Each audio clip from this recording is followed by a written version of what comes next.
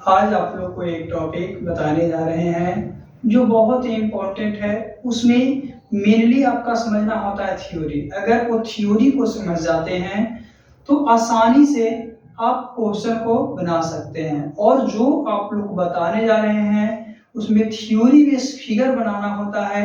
और अगर हम लोग को थ्योरी ही नहीं समझ में आती है तो फिगर बनेगा कैसे। तो ये एक बहुत ही इम्पोर्टेंट टॉपिक है जिसका नाम है हाइट एंड डिस्टेंस, जो आपका एग्जाम में 5 नंबर का कंफर्म क्वेश्चन पूछता है। और इसके छोड़कर आपका 5 नंबर के साथ ऑब्जेक्टिव में बहुत सा क्वेश्चन रहता है। तो सबसे पहले हाइट एंड डिस्टेंस के बारे में जानते हैं, ऊंचाई एवं दूरी। आपका टॉपिक है height and distance. Height and distance कहने का मतलब होती है ऊंचाई एवं दूरी। ऊंचाई एवं दूरी। तो ऊंचाई क्या होता है, दूरी क्या होती है, सबसे पहले इसके बारे में जानते हैं कि ऊंचाई क्या है और दूरी क्या है। लेकिन ये बहुत अच्छे से देखिएगा, जो भी देखिएगा बहुत अच्छे से देखिएगा, क्योंकि ये आपका 5 नंबर में क्वेश्चन इससे पूछता है। और आज हम आपको थ्योरी बता देते हैं। अगली वीडियो जो भी जाएगा उसमें आपका क्वेश्चन इस लेवल का बताया जाएगा जो आपको एग्जाम के लिए बहुत जरूरी है। जैसे दूरी कहने का मतलब क्या होता है, मानते हैं कि ये एक आपका क्या है, अर्थ है। क्या है, अर्थ है। और एक अर्थ के पास कहीं पे एक आपका पोल खड़ा हुआ है। क्या, कहीं पे आपका एक पोल खड़ा हुआ है। तो ये जो पोल खड़ा हुआ है, तो पोल से जो यहाँ तक आए हैं वो आपका दूरी है। क्या है, दूरी है। यानी 36 तल के अंतर्गत जो आता है वो आपका क्या होता है, दूरी होता है। तो ये 36 तल है, ये क्या कहलाएगा, दूरी कहलाएगा। और जो ऊपर की ओर ऊर्ध्वाधर जाते हैं वो आपका ऊंचाई कहलाता है। क्या कहलाता है, ऊंचाई कहलाता है।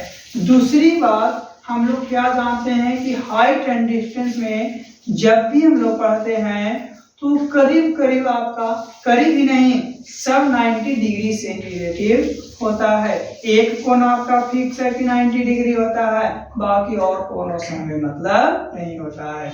तो जब यहाँ से हम लोग करेंगे, इस तरह से मिलाएंगे तो एक त्रिभुज का निर्माण होगा। और वो त्रिभुज जो बनेगा वो कितना डिग्री का होगा, 90 डिग्री का होगा।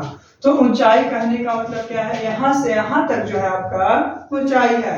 यानी कि ऊर्ध्वाधर जो है ऊपर की ओर है वो ऊंचाई है, और जो क्षैतिज है वो आपका क्या है, दूरी है। तो ऐसे करने से एक कोण तो आपका फिक्स हो गया कि 90 डिग्री है। एक कोण क्या है, फिक्स है कि 90 डिग्री है। अब हम लोग एक कोण फिक्स है, बाकी दो कोण नहीं पता है, ना ही ए एंगल पता है और ना ही ए एंगल पता है। तो अब हम लोग एंगल नहीं पता है, एंगल ऊपर नीचे दोनों होता है, लेकिन ऊपर वाला एंगल कैसे बनता है और नीचे वाला एंगल कैसे बनता है, उसका नाम क्या होता है। जब हम अपनी आंखों को, इसमें ज्यादा नहीं 2-3 टॉपिक हम आपको पढ़ाएंगे, जैसे कि उन्नयन कोण, फिर हो गया अवनमन कोण। उन्नयन कोण और अवनमन कोण। उन्नयन कोण कहने का मतलब क्या होता है कि जब कोई वस्तु हमारी आंखों से ऊपर है, जैसे कि अगर हम नीचे धरती पर हैं और पोल पे बैठे आदमी को देख रहे हैं तो हमारा आंख तो नीचे है, उस कंडीशन में जो बनता है वो आपका उन्नयन कोण बनता है। कौन सा कोण, उन्नयन कोण बनता है। यानी कहने का मतलब क्या है कि जब आपका नीचे से किसी वस्तु को ऊपर की ओर देखते हैं तो आपका क्या है, उन्नयन कोण। लेकिन वही अगर मानते हैं कोई बिजली मिस्त्री है, सपोज अगर वो आपको आ रहा है और ऊपर चढ़ा हुआ, ऊपर से नीचे किसी आदमी को इंडिकेट करते हुए कहा, तो ऊपर से दिख रहा है ना, तो उसकी आंखों से नीचे की ओर कोण बना, तो नीचे की ओर कोण बनेगा, उसको हम लोग अवनमन कोण कहेंगे। क्या कहेंगे, अवनमन कोण। यानी उन्नयन कोण कहने का मतलब होता है हमारी आंख से ऊपर की ओर बनेगा, और अवनमन कोण कहने का मतलब होता है हमारे आंख से नीचे की ओर बनेगी। तो ये होता है उन्नयन कोण और ये होता है अवनमन कोण। सबसे पहले क्वेश्चन कहता है तो बोलता है कि उन्नयन कोण बन रहा है, तो उन्नयन कोण कहां से बनेगा, नीचे से बनेगा। अवनमन कोण कहां से बनेगा, ऊपर से बनेगा। तो सबसे पहले उन्नयन कोण अवनमन कोण दोनों अंतर जाने की, जब भी बनेगा उन्नयन तो नीचे से और अवनमन बनेगा तो ऊपर से। आगे हम लोग देखते हैं इसके बारे में, इसमें और भी है, जैसे कि अब हम लोग देखें दोनों कोण बना, तो जो कोण रहेगा उस कोण के हिसाब से जहां से देखेंगे, अगर अवनमन कोण से देख रहे हैं या उन्नयन कोण से देख रहे हैं, तो जो कोण से देख रहे हैं उसके सामने वाला कोण आपका लंब हो जाएगा। जैसे कि अवनमन से देख रहे हैं तो ये आपका क्या हो गया, लंब हो गया। लंब के सामना आपका कर्ण हो जाएगा और कर्ण के सामने आपका आधार हो जाएगा, है ना। और अवनमन से देखेंगे तो यहाँ इसके सामने ए लंब हो जाएगा, एक कर्ण हो जाएगा, क्या हो जाएगा, आधार हो जाएगा। तो कोई से भी देख सकते हैं, चाहे तो अवनमन से देखिए या उन्नयन से, उससे मतलब नहीं है। चाहे आप अवनमन से देखिए या उन्नयन से देखिए, दोनों कंडीशन में आपका कोण जो भी कोण से चल रहे हैं उसके सामने क्या हो जाएगा, लंब। यानी कोण के सामने लंब, लंब के सामने कर्ण और कर्ण के सामने आधार होता है। तो लंब, कर्ण और आधार में हम लोग इसमें 3 त्रिकोणमितीय निष्पत्तियां का उपयोग करते हैं। कितने हैं, 3 निष्पत्तियां।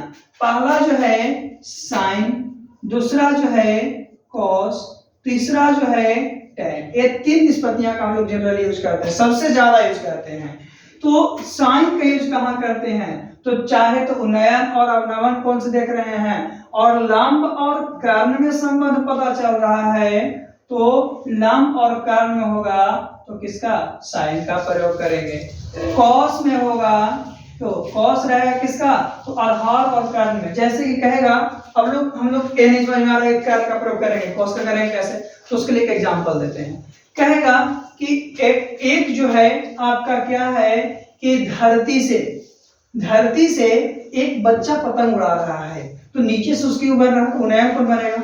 पतंग उड़ा रहा है, पतंग जो है आपका क्या है कि मानते हैं कि पतंग की डोरी जो है, पतंग की डोरी जो है 100 मीटर लंबा है। तो 100 मीटर लंबा होगा तो डोरी कहने का तो ऐसे नहीं जाता है पतंग, ऐसा तो नहीं कैसे जाता है, जब भी पतंग जाएगा ऐसे, तो ये डोरी हो गया, ये उन्नयन कोण। तो कहता है कि कितनी दूरी पर उड़ रही है, मतलब कितनी ऊंचाई पर उड़ रही है, तो ऊंचाई मानते हैं कि अगर पतंग यहाँ उड़ाते हैं इसका ऊंचाई हुआ कि नहीं हुआ ना, तो ऊंचाई पर उड़ रही है। तो उन्नयन कोण यहाँ बना था, ये ऊंचाई पर था, इसके सामने लंब था, लंब के सामने कर्ण, तो लंब और कर्ण, तो कह डोरी है, डोरी में दिया हुआ था कितना है, कितना ऊंचाई पर पहुंच रहा है, और इसके इस बीच में संबंध पूछ रहा है, तो जब लंब और कर्ण में आपका संबंध है किसका, साइन का प्रयोग करेंगे। उसी तरह से कहेगा कि जहां पे ऊंचाई पर उससे कितना दूरी पर हम लोग हैं, तो ऊंचाई यहाँ आ रहा है तो इससे कितना दूरी पर है, तो आपका क्या आधार हो गया, तो आधार और कर्ण का होगा।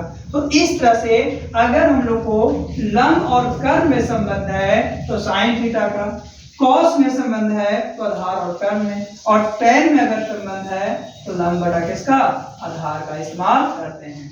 पिछले वीडियो में आप लोगों को वैल्यू निकालने के लिए बताया गया था 0 डिग्री का, 30 डिग्री का, 60 डिग्री का, ताकि आज वो काम देगा इस लेसन में, हाइट एंड डिस्टेंस में। आगे हम लोग बात करते हैं, अभी हम लोग ज्यादा कुछ नहीं उन्नयन कोण और अवनमन कोण के बारे में जाने कि नीचे से अगर ऊपर की ओर बन रहा तो उन्नयन कोण और ऊपर से नीचे की ओर बन रहा तो अवनमन कोण। ये दोनों कोण आपस में बराबर होते हैं, उन्नयन कोण। और अब ऐसा नहीं कि कैसे बराबर होते हैं, अगर मानते एक तो 90 डिग्री है ना, तो ये 30 है तो ये 60 हो जाएगा। तो मानते 60 और 30 जो होगा ना, उसका वैल्यू जो होता है वो बराबर होता है। ऐसा नहीं कि 30 डिग्री और 60 डिग्री बराबर रहता है, नहीं, उसमें क्या बराबर होता है, उसका जो वैल्यू होता है। पिछला लेसन में आपको वैल्यू निकालने के लिए बताया गया था, तो 60 sin 60 के रहेगा और यहाँ cos 30 के रहेगा, तो दोनों बराबर होगा कि नहीं होगा, होगा ना। तो इस तरह से बराबर आता है, ऐसा नहीं कि 30 डिग्री और 60 डिग्री, है ना, तो उसका मान जो होता है उससे बराबर होता है।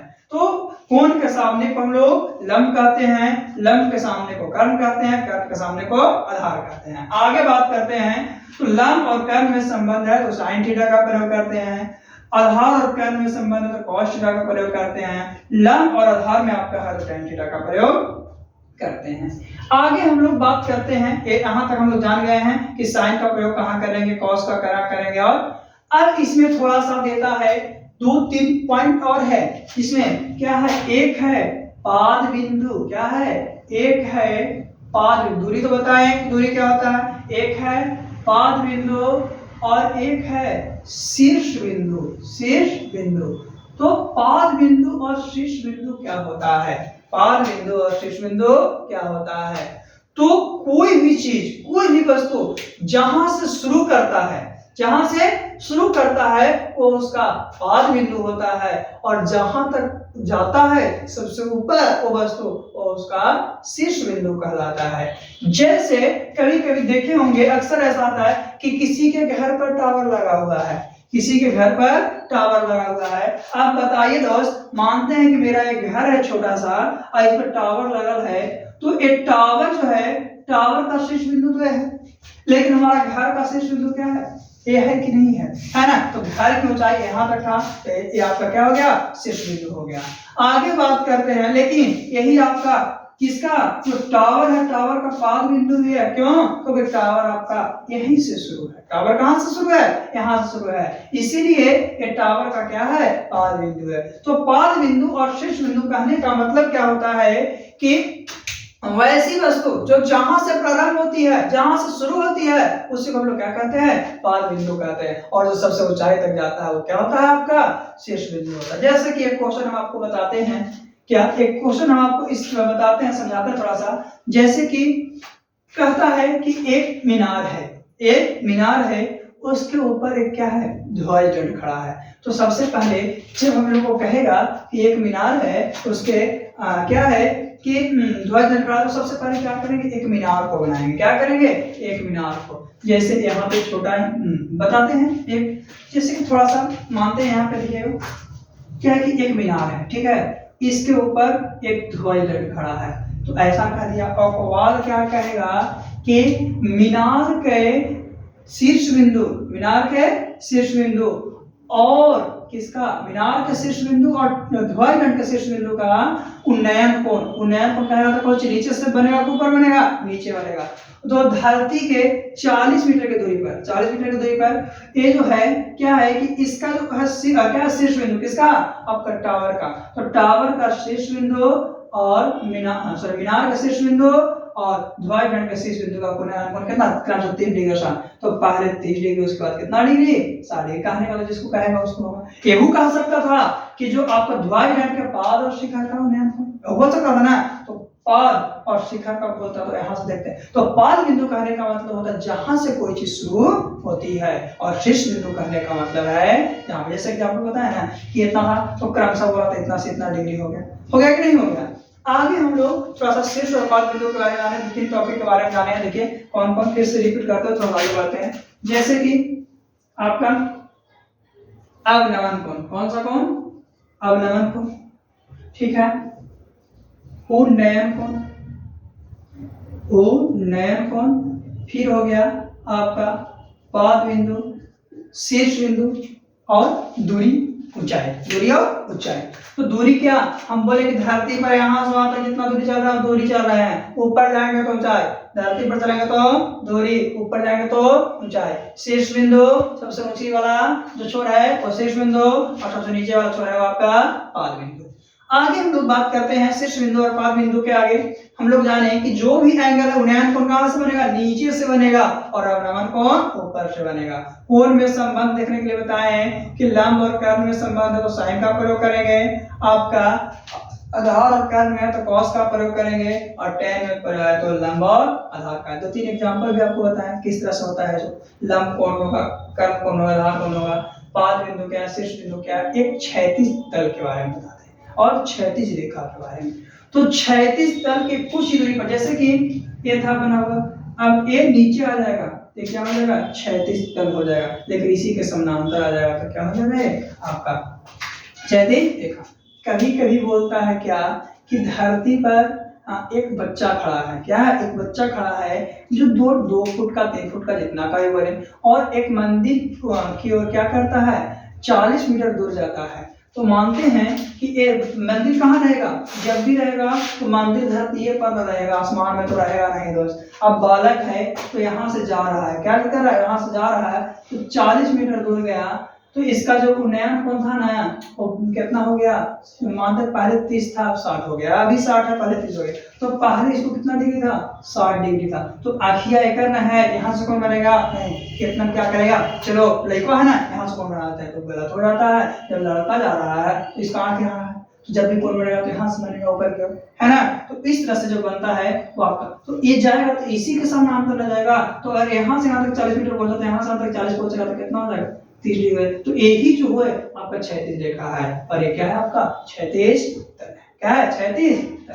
तो ये क्षैतिज तल और क्षैतिज रेखा में ये हाइट एंड डिस्टेंस का कम से कम में आपका क्या था, थ्योरी था, जिसका क्वेश्चन हम आपको अगले टाइप में बताएंगे।